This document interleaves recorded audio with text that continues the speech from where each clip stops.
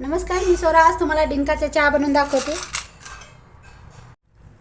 आणि या ठिकाणी 3 कप दूध घेतलेलं आहे चहा बनवण्यासाठी. आणि त्यासाठी लागणारे बघा डिंका आहे इथे. अशा प्रकारे असतो, मार्केटला सहज मिळून जाईल तुम्हाला. आपल्या या डिंकामधलं थोडंसं मिक्सरला फिरून घेते, जेणेकरून आपल्याला हे डिंकाची पावडर बनवून ठेवायची आहे. अशा प्रकारे लागेल तेवढंच घेते मी. आणि या ठिकाणी बघा डिंकाची पावडर तयार आहे. अशा प्रकारे डिंक मिक्सरला फिरवताना उन्हामध्ये डिंक कडक वाळून घ्या, तेव्हा छान पावडर होते. अशा प्रकारे बघा. आता 1 चमचा टाकलेली होती अगोदरच मी पत्ती, थोडीशी वर टाकते. मसाला पत्ती आहे, तुम्ही तुमच्या आवडीप्रमाणे ठेवा. आणि गोडानुसार साखर पण टाकायची यामध्ये.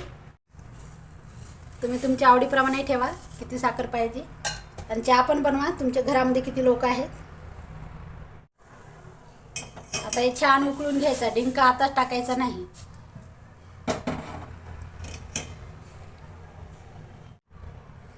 आणि छान चहा उकळून घ्यायचा आहे. आणि हे रेड कलर आला पाहिजे चहापत्तीचा बघा. अशा प्रकारे आता त्यावरून टाकायचं आपल्याला अर्धा चमचा डिंक पावडर. आणि 2 मिनिटासाठी डिंक पण यामध्ये छान शिजून घ्यायचा आहे. यामध्ये तुम्हाला आलं टाकायचं असेल खिसून टाकू शकता. डिंक आणि आलं चहा झाल्यानंतरच शेवटी टाकायचं, अगोदर टाकायचं नाही, जेणेकरून नाही तर अगोदर टाकलं तर चहा फुटण्याची शक्यता असते. त्याच्यामुळे सांगते मी इथे. हे बघा.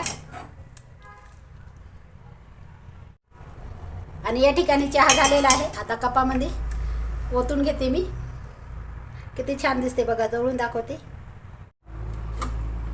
आणि गरमागरम चहा पियायला घ्या बघा.